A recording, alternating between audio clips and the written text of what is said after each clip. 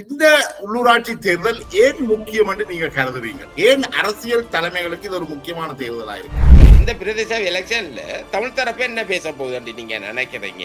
சர்வதேச விசாரணையை கொண்டு வரதுக்கு மக்களே எங்களுக்கு வாக்களிங்கன்னா பிரதேச சபைக்கும் அதுக்கும் என்ன சம்பந்தம்? தோழர் அதிகார அரசியலுக்காக மாத்திரம்தான் இது நடத்தப்பட்டு அந்த பிரதேச சபைகள்ல எந்த டெவலப்மெண்ட்டுமே அங்க அதை பத்தி பேசப்படல.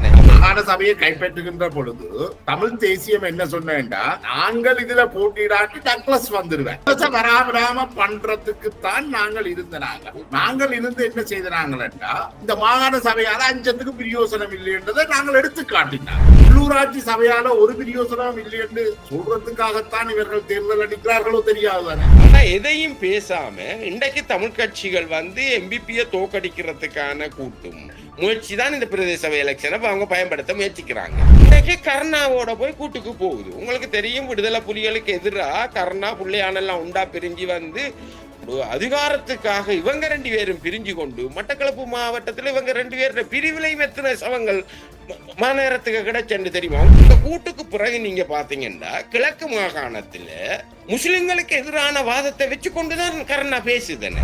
முஸ்லிம்கள் முதலமைச்சர் வரக்கூடாதா? தென்னிலங்கையில ரணிலுக்கு பக்கத்திலையும் மைந்தைக்கு பக்கத்திலையும் போய் குந்தல்லாமண்டா, இவ்வளவு மக்களையும் அழிவை செய்த ஆக்களோட குந்தல்லாமண்டா, சாதாரண மக்கள் பக்கத்துல வாழ்ற முஸ்லிம் மக்களோட நீங்க ஒரு உரையாடலை செய்யத்தானே வேணும் தோழர்.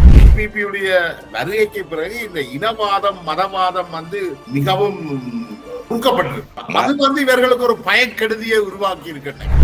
வடக்கு கிழக்குல இருக்கிற அரைவாசிக்கு மேற்பட்ட பிரதிநிதிகளை எம்பிபி இந்த முறை இதையும் இந்த முறை எம்பிபி உடாக்கி எம்பிபி ஆதரிக்கல இல்லைங்கிற நோக்கம். இன்னைக்கு எம்பிபி இதை நாங்க விழுத்தாட்டணும்னா மிகப்பெரிய ஆபத்துக்கும்